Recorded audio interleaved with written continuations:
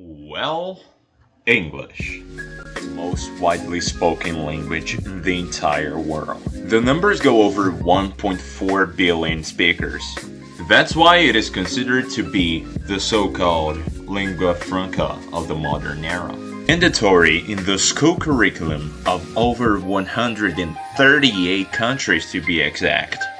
Why is it so influential and important, you may wonder? First of all, to answer this question, we must come back to the past. So, back in the French Revolution and the Napoleonic Wars, French was the main language used in business, politics, and the most important social activities you can imagine. In other words, France had the power to dominate the whole Europe. But how did this powerful nation and language lost such title? Well, simply, the British had the Industrial Revolution, back then in the 18th century. You can imagine everything that comes with it. Machines, technology, jobs, proliferation of printing presses, and the rise of literacy rates. And of course, the British Empire reaching every corner of the globe made the English of William Shakespeare at least essential to learn as a language. But that is not the sole and only motive English is so used nowadays.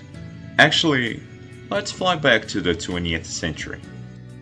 Words such as globalization and conflicts marked this century, as well as the current lingua franca of this modern era.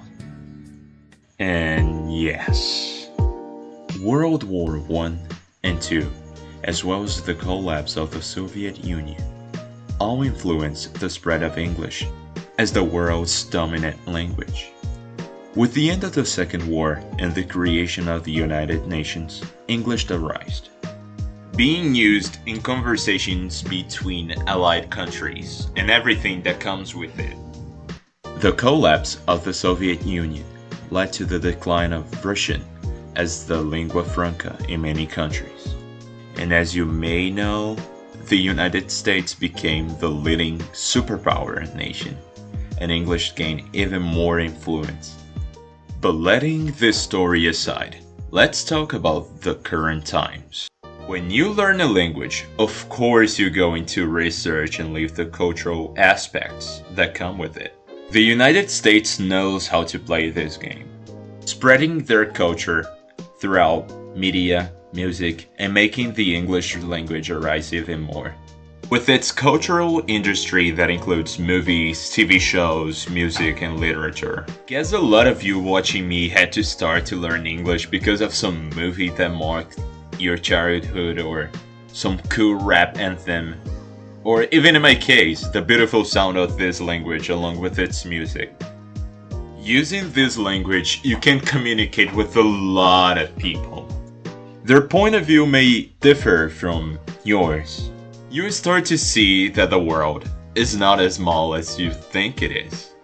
People have different cultures, beliefs, religion, food preferences, you name it. Such is the power of this language that it is vital for academic success.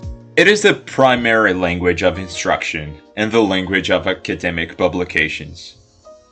And last but not least, English is the language of business and politics.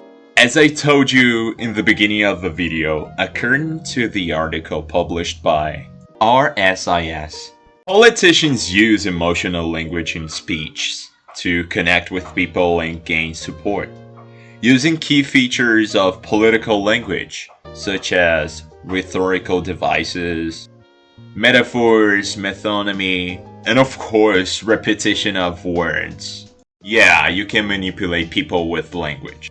As Ludwig Wittgenstein once said, "The limits of my language are the limits of my world."